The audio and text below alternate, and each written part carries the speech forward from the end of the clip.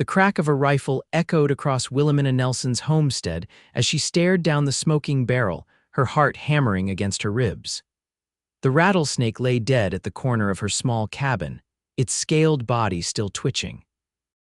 She'd missed her first shot, something that hadn't happened since she was 12, and the second barely found its mark. Her hands trembled as she lowered the weapon, and she knew the weakness that had plagued her for 3 weeks wasn't passing like a simple cold. Whatever illness had settled in her bones was here to stay, at least for now. Arizona Territory, 1882. Casa Grande wasn't much of a town yet, just a dusty outpost along the Southern Pacific Railroad where the desert stretched endlessly in all directions. Willa, to those who knew her, had come west 5 years earlier with dreams bigger than the vast sky overhead. Now, at 24, she wondered if those dreams would ever take root in this unforgiving soil. She leaned against the rough-hewn porch post, her breathing labored from the simple act of walking outside. The fever that had gripped her last month had broken, but it left something worse in its wake, a persistent fatigue that made even the simplest tasks monumental. Her small vegetable garden was withering under the Arizona sun. The fence posts she'd been repairing stood half-finished, and her 2 milk cows lowed mournfully, aware of the change in their mistress. Tomorrow she would have to ride into town. The money from selling her last batch of butter and eggs was nearly gone, and she needed supplies. More importantly, she needed work, something that wouldn't require the strength she no longer possessed. The morning brought no relief. Willa dressed carefully in her best skirt and blouse, pinning her auburn hair neatly beneath her wide-brimmed hat. The mirror reflected a woman she barely recognized, cheekbones too sharp, eyes too hollow, skin too pale against the freckles that dotted her nose. She'd always been slender, but now her clothes hung loose on her frame. The ride to Casa Grande took longer than usual. Her mare, Penny, seemed to sense her weakness, picking a careful path across the desert terrain. By the time the collection of wooden buildings appeared on the horizon, Willa's back ached and her head pounded mercilessly. The town had grown since her last visit. New storefronts lined the main street, and the sound of hammers and saws filled the air as workers constructed what looked to be a new hotel near the railway station. Casa Grande was growing with the promise of the railroad bringing new life to the territory. Willa tied Penny to the hitching post outside Harrigan's General Store and straightened her spine before pushing through the door. The familiar scent of coffee beans, leather, and spices enveloped her as she nodded a greeting to Mrs. Harrigan behind the counter. Willa Nelson. "Land's sake, girl, you look like death warmed over," the older woman exclaimed, her hands pausing in the act of measuring out flour. "Just a lingering fever, nothing to fuss about," Willa replied, forcing a smile. "I need a few supplies, and I was wondering if you've heard of anyone looking for help in town." Mrs. Harrigan's expression softened. "Your garden not producing enough this year." "The garden's fine," Willa lied. "I just thought with the town growing, there might be opportunities worth exploring." While Mrs. Harrigan gathered her small order, Willa studied a notice board by the door. Various announcements competed for space: a cattle auction next month, a warning about bandits to the north, a revival meeting planned for the coming Sunday. Her eyes landed on a neatly penned notice seeking household help at the Double K Ranch. "Mrs. Harrigan, what do you know about the Double K?" Willa asked, tapping the notice. The shopkeeper glanced up, her eyebrows rising slightly. "That's Douglas Kingsley's spread. He bought Old Man Watkins' place last year, been fixing it up proper. They say he's got money from back east somewhere, but he works that land himself alongside his men." She leaned forward conspirationally. "Handsome as sin and not yet 30, but keeps to himself mostly. Word is he's looking for someone to help with the house, since his last housekeeper left to get married." Willa carefully copied down the information. Housekeeping wasn't what she'd envisioned for herself when she'd staked her claim on her little patch of earth, but it required less physical strength than ranch work. And a steady wage might mean the difference between keeping her homestead and losing everything. She completed her purchases, spending nearly the last of her money on flour, coffee, and a precious bottle of laudanum for the nights when the pain in her joints kept her from sleeping. The ride out to the Double K would add miles to her journey home, but she couldn't afford to wait another day. The Double K Ranch sprawled across a section of land where the desert gave way to rolling grasslands fed by a year-round spring. As Willa approached, she could see cattle grazing in the distance and a large barn freshly painted red standing beside a two-story ranch house. Unlike her modest cabin, this was a proper home with a wide veranda wrapping around the front and glass windows that caught the afternoon sun. She dismounted carefully, wincing at the stiffness in her limbs, and secured Penny to a post. Before she could reach the steps, a tall man in a dusty work shirt emerged from the barn, wiping his hands on a rag tucked into his belt. His face was partially shadowed by his hat, but Willa could see he was studying her with intense blue eyes. "Can I help you, madam?" His voice was deep, with just a hint of an Eastern accent smoothed by years in the West. Willa straightened her shoulders. "I saw your notice in town about needing household help. I've come to inquire about the position." He approached, and Willa fought the urge to step back. Up close, he was even taller than she'd first thought, with broad shoulders and the weathered complexion of a man who spent his days under the sun. His face was all angles and planes, strong jaw, straight nose, and those eyes that seemed to see right through her careful facade. "Douglas Kingsley," he said, offering his hand. "Willamina Nelson." Her hand disappeared into his, and she hoped he wouldn't notice the slight tremor. He did. His gaze sharpened as he released her hand. "You're shaking, Miss Nelson. Are you unwell?" "I'm perfectly fine," she said, perhaps too quickly. "Just a long ride from my homestead." He nodded, though his expression suggested he wasn't convinced. "Let's talk inside. My foreman's wife has coffee on, and you look like you could use some." The interior of the ranch house was as impressive as its exterior: polished wooden floors, leather furniture, and bookshelves lining one wall of the main room. A woman in her 50s emerged from what Willa assumed was the kitchen, drying her hands on her apron. "This is Mrs. Reeves," Douglas explained. "She and her husband Thomas help me run this place, but they live in the foreman's house out back. Mrs. Reeves has been handling the cooking and cleaning, but with the ranch expanding, it's becoming too much alongside her other duties." Mrs. Reeves smiled warmly. "I've got coffee and some biscuits just out of the oven. You sit yourself down, miss. You look ready to drop." Willa wanted to protest, but found herself guided to a chair at the kitchen table. The aroma of fresh coffee and baked goods made her stomach growl embarrassingly. She couldn't remember the last time she'd had an appetite. "Now," Douglas said, taking a seat across from her after Mrs. Reeves had served them and discreetly withdrawn, "tell me about yourself, Miss Nelson. Any experience with housekeeping?" "I've maintained my own homestead for 5 years," Willa replied, cupping her hands around the warm mug. "Before that, I helped my mother run our household back in Missouri. I can cook, clean, mend, and manage household accounts if needed." "And your homestead? Who tends to that while you're working elsewhere?" She hesitated. "It's a small place. Just me, 2 cows, and a few chickens. I can manage both." Douglas's expression remained neutral, but something in his eyes suggested he had doubts.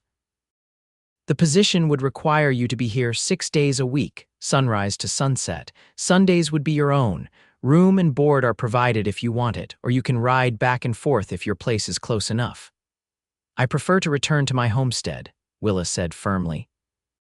The thought of abandoning her hard-won independence, even temporarily, made her chest tight.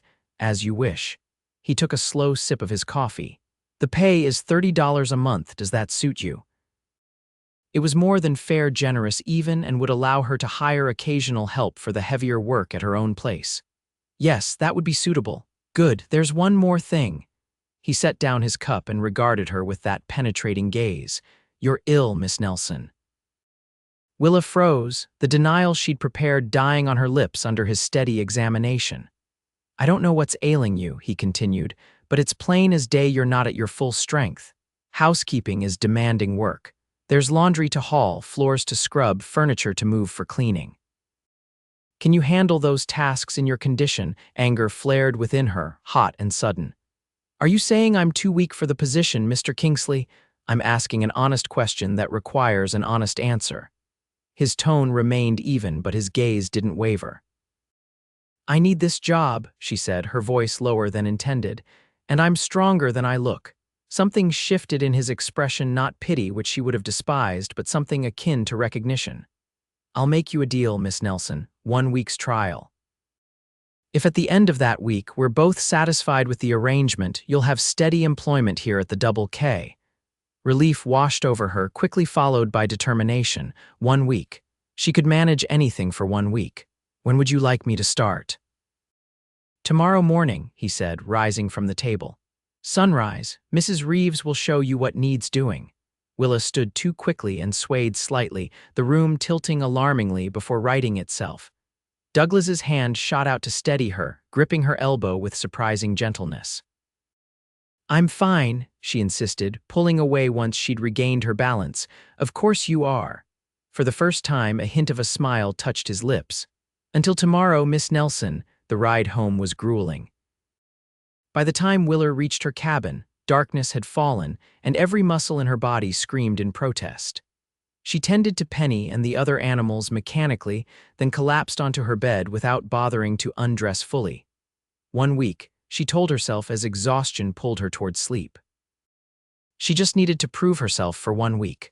Morning came too soon, bringing with it the familiar aches and a bone-deep weariness that made even lifting her head from the pillow an act of willpower. She forced herself through her morning routine, feeding her animals and leaving extra water before setting out for the Double K. The sun was just cresting the horizon when she arrived. Mrs. Reeves met her at the door with a kind smile and a cup of strong tea.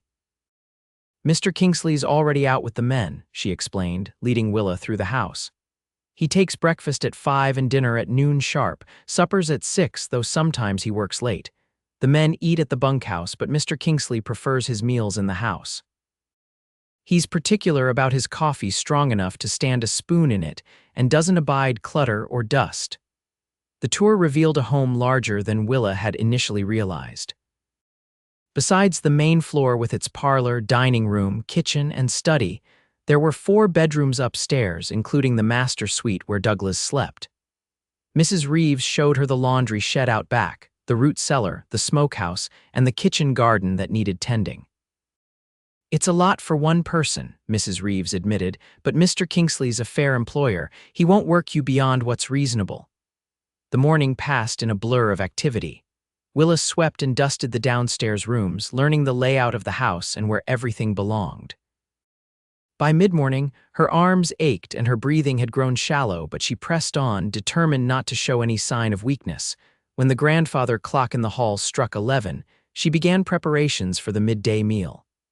Mrs. Reeves had left a beef roast slow cooking in the oven since early morning, and Willa added potatoes, carrots, and onions to the pot, grateful for the relative ease of the task. At precisely noon, boots sounded on the porch and Douglas entered, removing his hat and hanging it on a peg by the door. He nodded a greeting to Willa, who was just setting the table. Smells good, he remarked, washing his hands at the kitchen pump. How are you finding things so far? Well enough, she replied, careful to keep her voice steady despite the fatigue creeping through her limbs. Your home is beautiful, it's coming along. He took his seat at the table, watching as she served the meal. This was little more than a run-down shack when I bought it. Took most of last year to make it livable. Willa placed a plate before him and turned to leave, assuming he'd want privacy for his meal. Join me, he said, gesturing to the chair across from him. She hesitated. Is that customary? It's customary to do as I ask in my home, he replied, though his tone held no real rebuke. And I dislike eating alone. Reluctantly, Willa prepared a small plate for herself and sat across from him. She wasn't hungry, hadn't been truly hungry in weeks, but she couldn't refuse without appearing rude. They ate in silence for several minutes before Douglas spoke again. You're from Missouri, you said? Yes, a small town near Springfield. What brought you west? Willa pushed a piece of potato around her plate. The same thing that brings most people, I suppose. A chance at something that belonged to me, land of my own, he nodded, seeming to accept this. No family with you? My parents died of typhoid when I was 19. My brother went to California during the gold rush and never returned. I came west after settling their affairs. That's quite an undertaking for a young woman alone. She met his gaze directly. Women are capable of more than most men give us credit for, Mr. Kingsley.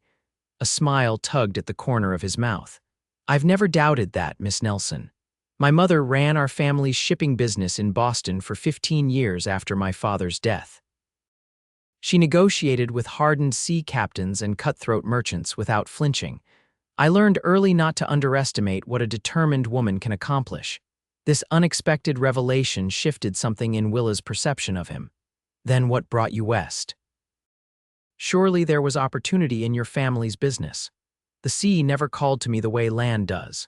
He glanced out the window at the expanse of his ranch, and I had my own reasons for wanting distance from Boston society. Before Willa could inquire further, he returned his attention to his meal. The roast is excellent, you're a good cook. I can't take credit. Mrs. Reeves had it started before I arrived. Honesty, I appreciate that. He finished his coffee and stood. I'll be back for supper at 6. The men are repairing fences in the north pasture today, so I'll be late coming in to clean up. After he left, Willa cleared the table and washed the dishes, moving more slowly now that she was alone. The afternoon stretched before her with a list of chores that seemed endless: laundry to wash and hang, floors to scrub, bread to bake for supper. She paced herself as best she could, resting briefly when the spinning in her head became too intense. By late afternoon, the laundry hung on the line behind the house, the floors gleamed, and loaves of fresh bread cooled on the kitchen table. But Willa's triumph was overshadowed by the trembling in her limbs and the alarming spots that danced before her eyes whenever she stood too quickly. She was preparing a chicken for roasting when Douglas returned earlier than expected. He entered through the kitchen door, startling her so badly she nearly dropped the bird. "I thought you weren't returning until 6, she said, trying to steady her hands. "Finished the north section ahead of schedule." His eyes narrowed as he took in her appearance. "You're pale as a ghost. It's warm in the kitchen," she deflected, turning back to her work. Douglas crossed the room in 3 strides and gently took the knife from her trembling fingers. "Sit down, Miss Nelson." "I'm perfectly capable. Sit," he repeated, his voice firm but not unkind, "before you fall down." Reluctantly, Willa sank onto a kitchen chair, her legs giving way more readily than she would have liked. Douglas poured a glass of water and placed it before her, then leaned against the counter, arms crossed over his chest. "You've done the work of 3 people today," he observed. "Mrs. Reeves typically spreads the laundry over 2 days, and she only scrubs the floors once a week." Willa took a small sip of water. "I wanted to be thorough. You wanted to prove me wrong about your strength." His directness was disarming. "You're working yourself into collapse to show you're not weak. Isn't that what you wanted, to test if I could handle the position?" Douglas shook his head slowly. "I wanted to know if you were honest about your limitations. There's no virtue in driving yourself to ruin, Miss Nelson." "Easy for you to say," she replied, a bitter edge creeping into her voice. "You have all this." She gestured around the well-appointed kitchen. "I have 40 acres, a 1-room cabin, and animals that depend on me. If I can't work, I lose everything." Something shifted in his expression, a softening around his eyes. "What illness took hold of you?" Willa looked down at her hands, noticing the way they trembled even at rest. "The doctor in Tucson called it rheumatic fever. Said I was lucky to survive, but that it sometimes leaves after effects, weakness in the joints and heart. He couldn't say if it would pass with time or—" She couldn't finish the thought aloud. "Or remain permanent," Douglas supplied quietly. She nodded, hating the admission, hating more the moisture that threatened at the corners of her eyes. She'd not cried since the doctor had delivered his verdict, refusing to give in to self-pity. "My father had rheumatic fever when he was a young man," Douglas said unexpectedly. It left his heart weakened. The doctors told him he should avoid physical exertion, live quietly, perhaps become a clerk or accountant rather than follow the family tradition of working the docks. Willa looked up, surprised by this personal revelation. "What did he do?" "He built the largest shipping company in Boston," Douglas replied with a hint of pride. "He learned to work differently, not less. He delegated the physical tasks, focused on strategy and negotiations, and rested when his body demanded it. He lived to see 63 birthdays before his heart finally gave out far longer than any doctor predicted. The story kindled a small spark of hope in Willa's chest. "Was that why you asked if I was too weak? Because you recognized the signs?" Douglas nodded slowly. "The tremors, the pallor, the careful way you moved, they reminded me of my father in his difficult periods." He straightened and moved to finish preparing the chicken she'd abandoned. "I don't need someone who can scrub every floor in one day, Miss Nelson. I need someone reliable who knows their limits and works within them." "Then weakness isn't a disqualification?" she asked carefully. Douglas's hands paused in their work, and he turned to look at her fully. "Then weakness built my life too," he said quietly. "My father's condition forced our family to adapt, to build our business differently than our competitors. That difference became our strength." A small smile touched his lips. "So no, Miss Nelson, weakness isn't a disqualification. Dishonesty about it would be." The tension that had been building in Willa's shoulders began to ease. "Then I'll be honest. I can do this work, but perhaps not all in one day as I attempted today." "That seems reasonable." He returned to preparing the chicken, his hands moving with surprising skill. "Now, since you're staying for supper, tell me more about your homestead while we finish this meal." They worked side by side in the kitchen, Willa seated at the table preparing vegetables while Douglas tended to the chicken. She found herself telling him about her little piece of land, the challenges of coaxing crops from the arid soil, the satisfaction of building her own fences, the peace of watching the sunrise from her porch. He listened attentively, asking questions that revealed a genuine interest rather than mere politeness. By the time supper was ready, Willa felt more at ease in his presence than she would have thought possible hours earlier. They ate together at the kitchen table rather than in the formal dining room, and Douglas shared stories of his early attempts at ranching after arriving from the East. "I had no idea what I was doing," he admitted with a self-deprecating smile. "First cattle drive, I fell off my horse 3 times in one day. Thomas, that's Mr. Reeves, said he'd never seen a man so determined to break his neck. Yet here you are, running one of the largest spreads in the territory," Willa observed. "I learned. Made plenty of mistakes along the way, but I learned." He studied her across the table. "Just as you'll adapt to your new circumstances." After supper, despite Willa's protests, Douglas insisted on having one of his ranch hands escort her home. "It's dark, and there are still occasional raids from renegade bands," he said firmly. "I'll not have your safety on my conscience." The first week at the Double K passed more quickly than Willa had anticipated. True to his word, Douglas expected reasonable work performed well, not extraordinary feats of endurance. Mrs. Reeves continued to help with the heaviest tasks, and Willa learned to pace herself, taking brief rests when needed rather than pushing until collapse threatened. By the end of the trial week, a routine had established itself. Willa arrived at sunrise, prepared breakfast for Douglas, then worked through the morning on whatever tasks were most pressing that day. They shared the midday meal, often talking about books. She was surprised to discover his extensive library and his willingness to lend volumes to her. Afternoons were dedicated to preparations for supper and any remaining housekeeping duties. On the 7th day, as they finished their noon meal, Douglas cleared his throat. "Your trial period is concluded, Miss Nelson." Willa tensed slightly, though she was reasonably confident in her performance. "And your verdict, Mr. Kingsley?" "I'd like you to stay on permanently under the terms we discussed." He pushed back from the table, "with one addition, which is, I'd like to purchase butter, eggs, and vegetables from your homestead for the ranch kitchen. Mrs. Reeves tells me the supplies from town are often less than fresh by the time they reach us." Warmth spread through Willa's chest at this unexpected offer. It would mean additional income without additional labor, as she was already maintaining her small farm. "That's very generous." "It's practical," he corrected, though his eyes held a warmth that belied the businesslike tone.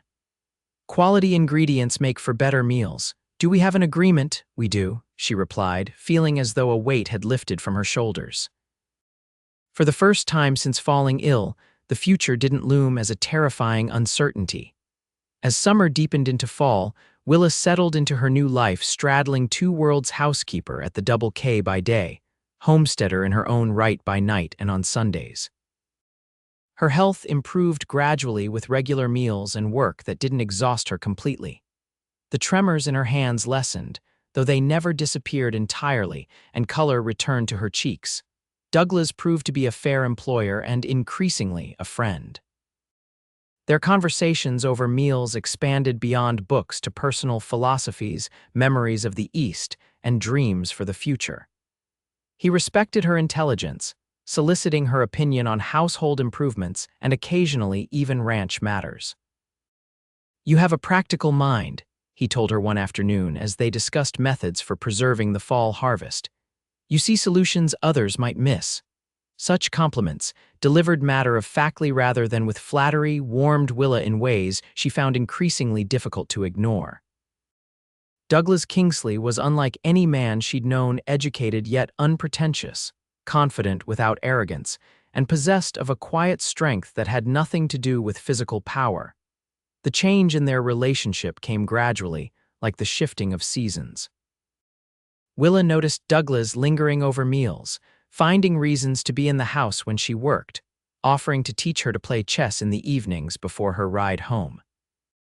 She found herself taking extra care with her appearance each morning, reviving dresses that had hung unused in her wardrobe, pinning her hair more carefully. One crisp October evening, as Willa prepared to leave for her homestead, Douglas met her at the door with his hat already in hand. "I'll ride with you tonight," he said, his tone leaving no room for argument. "There have been reports of mountain lions coming down from the hills."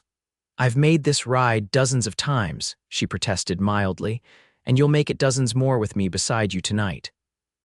He helped her onto Penny before mounting his own horse, a powerful black gelding that dwarfed her smaller mare. They rode in companionable silence as the desert cooled around them, stars emerging in a velvet sky untouched by city lights. When her cabin came into view, Willa felt a familiar mixture of pride and embarrassment. Her home was well-maintained but humble compared to the Double K. Douglas dismounted first and came to help her down, his hands lingering at her waist a moment longer than necessary. "May I come in?" he asked, his voice lower than usual. Willa hesitated only briefly before nodding. They tended to the horses together, then she led him into her small cabin. The single room served as kitchen, bedroom, and living space all in one, but she'd made it comfortable with colorful quilts, curtains at the windows, and shelves of books and treasured possessions. "It suits you," Douglas said, looking around appreciatively. "Practical but beautiful." "It's nothing like your home," she replied, lighting a lamp against the growing darkness. "No," he agreed, "but it's entirely yours, built by your own hands and will. There's something admirable in that." Willa busied herself making coffee, suddenly nervous in a way she hadn't been around him for months. When she turned from the stove, she found him examining a framed sketch on her wall, a drawing of her cabin with the mountains behind it that she'd done during her recovery. "You're an artist," he said, sounding genuinely impressed. "Hardly that, just something to pass the time when I was too weak for real work." Douglas turned to face her, his expression serious. "You still define value only through labor." "Isn't that how the world works?" she countered.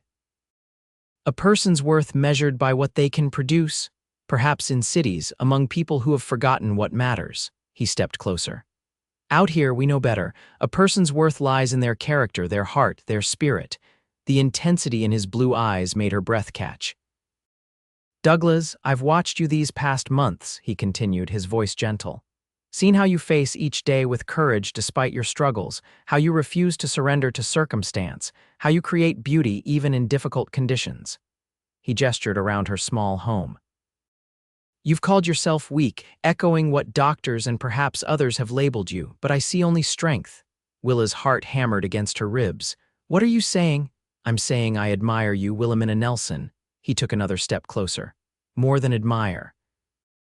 I find myself thinking of you when you're not present, looking forward to our conversations more than any other part of my day."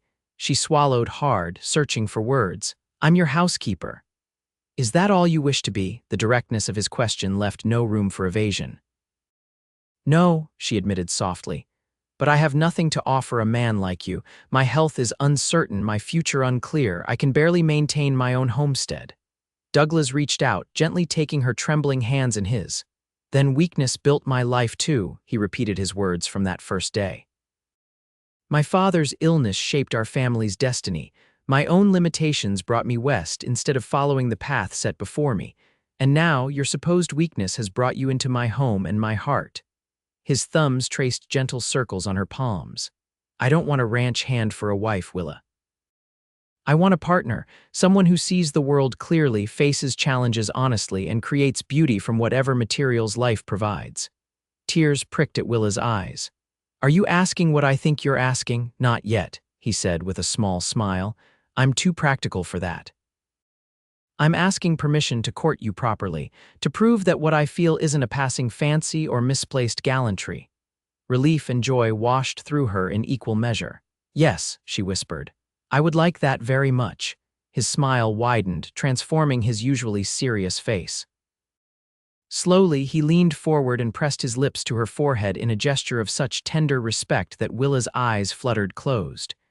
When he pulled away, his gaze held promises that made her heart soar. "I should go," he said reluctantly. "Propriety demands it, though I wish otherwise." "Will I see you tomorrow?" she asked, walking him to the door. "I'll be waiting when you arrive." He paused at the threshold. "Bring whatever you need for a few days. There's a storm brewing and I won't have you riding back and forth until it passes." "Where would I stay, Mrs.?" "Reeves will chaperone, of course. She can move into one of the spare bedrooms." The practicality of this arrangement made Willa smile, always thinking ahead. "Someone has to," he replied with a wink before disappearing into the night. True to Douglas's prediction, a fierce autumn storm swept across the territory 2 days later, bringing driving rain that turned the desert washes into raging torrents. Willa was grateful for his foresight as she watched from the safety of the double Caticus wide veranda, knowing her small cabin would have been a much less comfortable place to weather such conditions. The enforced proximity accelerated their courtship.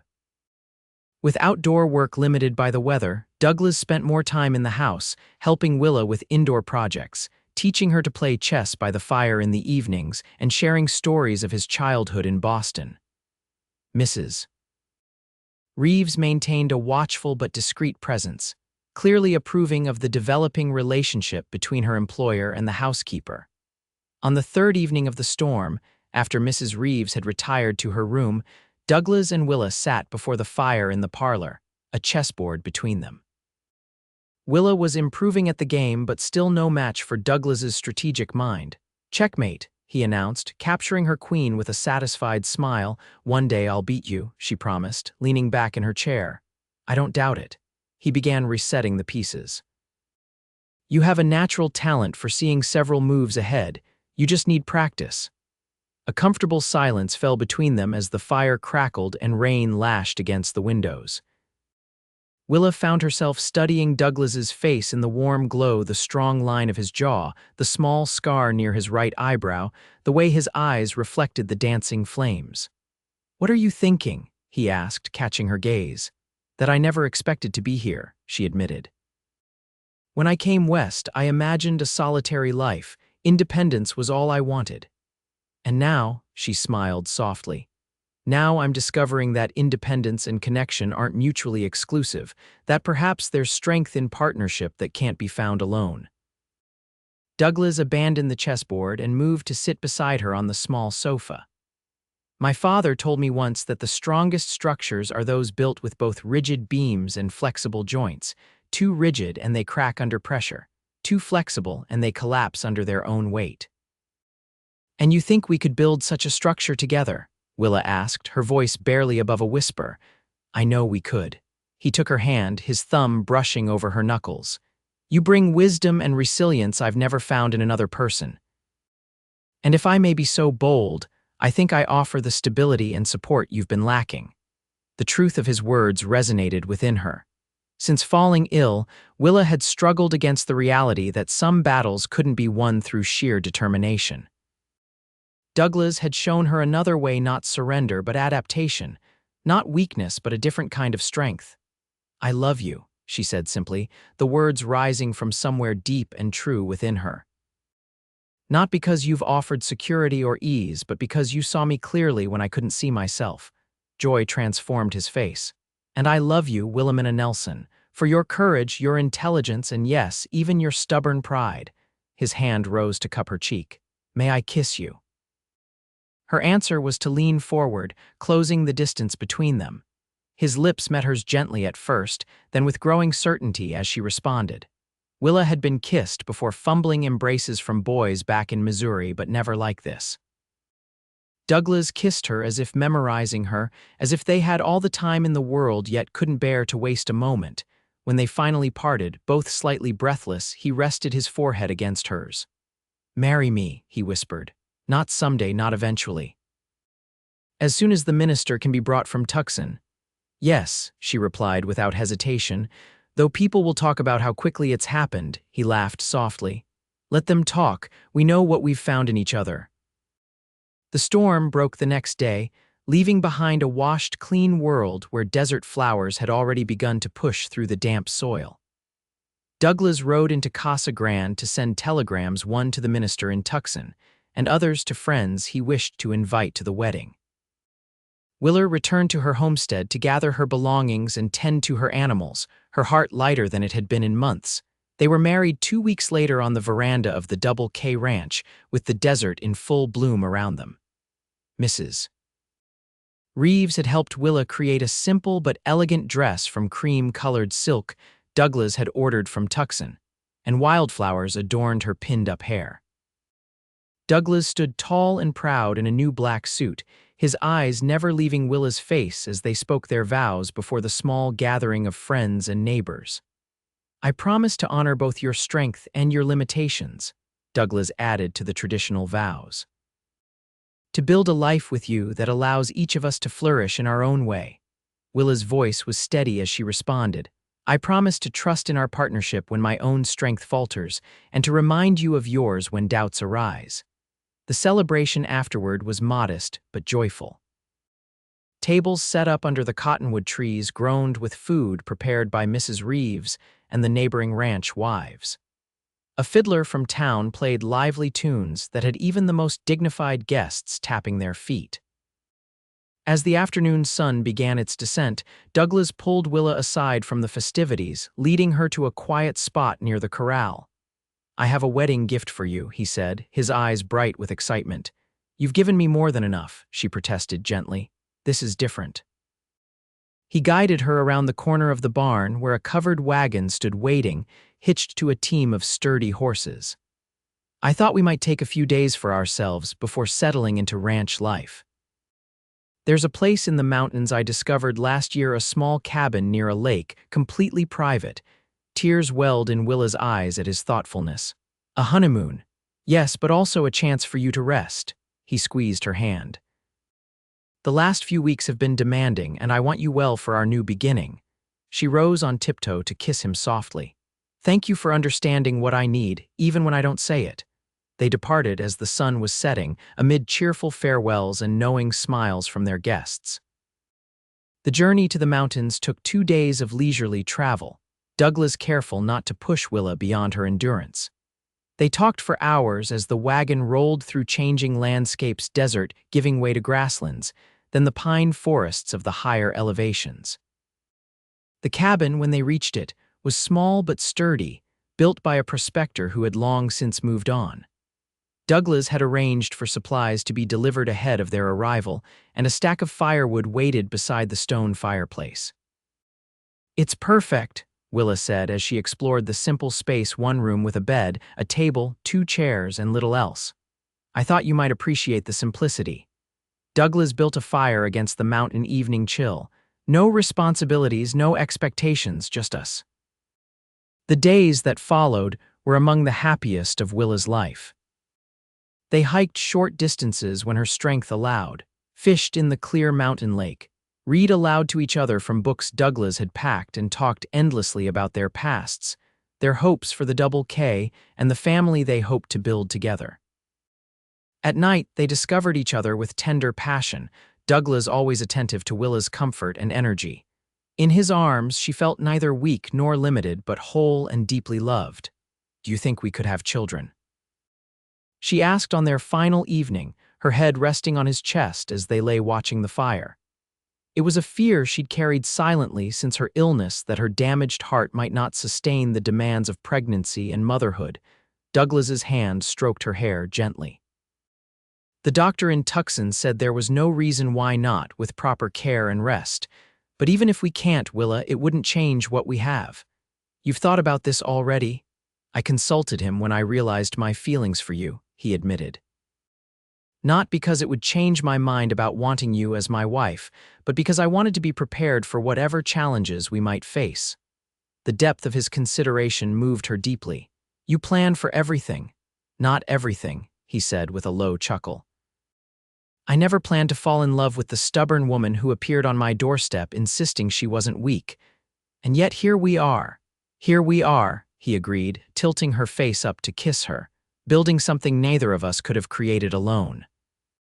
They returned to the Double K a week later, tanned from the mountain sun and secure in their bond. Willa's small homestead was incorporated into the larger ranch, her cabin maintained as a retreat for them when they wanted privacy. Her garden expanded to supply the ranch kitchen, her chickens and cows joining the larger Double K herds. As Douglas had predicted, Willa's health continued to improve with proper care and a lifestyle adapted to her condition. There were still difficult days when her joints ached and fatigue descended like a heavy blanket, but she no longer fought these episodes as personal failures. Instead, she rested when needed, delegated tasks to the capable household staff Douglas hired to assist her, and focused her energy on the responsibilities that mattered most to her: managing the ranch accounts, overseeing the expanded gardens, and creating a true home at the Double K. The following spring brought the news they'd cautiously hoped for. Willa was expecting a child. Douglas's joy was tempered with concern for her health, and he insisted on bringing a doctor from Tucson to reside at the ranch for the duration of her pregnancy. Willa, having learned the value of accepting help, didn't protest. Their daughter, Margaret Rose Kingsley, arrived on a crisp November morning in 1883, healthy and strong despite her mother's condition. Douglas wept openly when the doctor placed the swaddled infant in his arms, and Willa felt a completeness she hadn't known was possible. "She's perfect," Douglas whispered, carefully transferring their daughter to Willa's waiting arms, "just like her mother." "Hardly perfect," Willa countered with a tired smile, "but perhaps perfectly suited to this life we've built." As Casa Grande grew from a dusty outpost to a proper town, the Double K Ranch prospered under their joint stewardship. Douglas's Eastern business connections and Willa's practical innovation proved a powerful combination. They were among the first ranchers in the territory to implement new breeding techniques, irrigation systems, and sustainable grazing practices that others soon emulated. Margaret was joined by a brother, James, 2 years later, and eventually by twin sisters, Elizabeth and Catherine, when the older children were 5 and 3. Despite the demands of motherhood, Willa never surrendered her role in managing the ranch. She taught her children by example that strength came in many forms, sometimes in physical endurance, but more often in resilience, adaptability, and the courage to face limitations honestly. On their 10th wedding anniversary, Douglas surprised Willa with a trip back to the mountain cabin where they'd spent their honeymoon. Their children remained at the ranch under Mrs. Reeves's watchful eye, giving them a rare week alone together.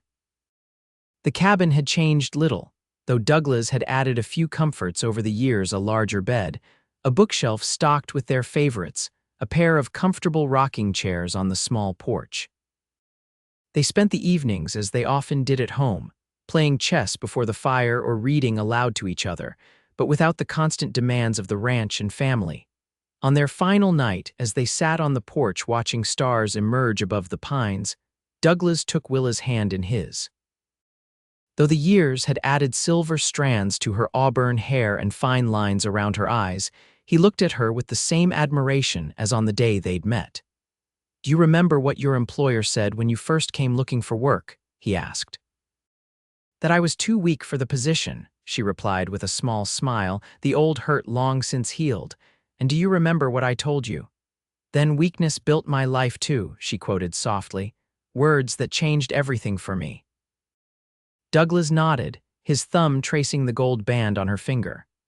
I was thinking today about how what some might call weakness has shaped our greatest strengths. Your illness forced you to approach problems differently, to value efficiency over brute force. My father's condition taught our family to adapt and innovate when others clung to tradition. And look what we've built because of it, Willa said, gazing up at the star-filled sky. A ranch that thrives, children who understand that value isn't measured by physical prowess alone, a partnership that draws strength from honesty rather than pretense. No regrets then, Douglas asked, about the path that brought you here.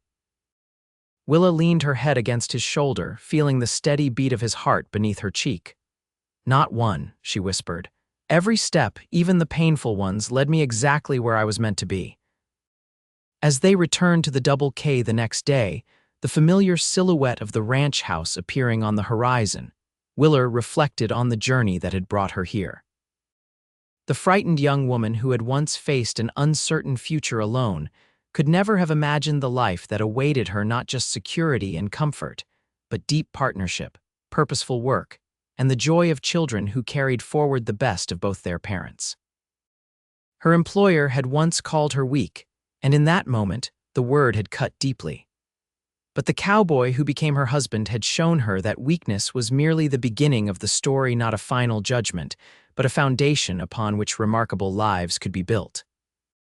And as their children ran to meet them at the gate, faces alight with love and excitement, Willa knew with absolute certainty that the life they had built together was stronger, richer, and more beautiful than anything she could have created through strength alone.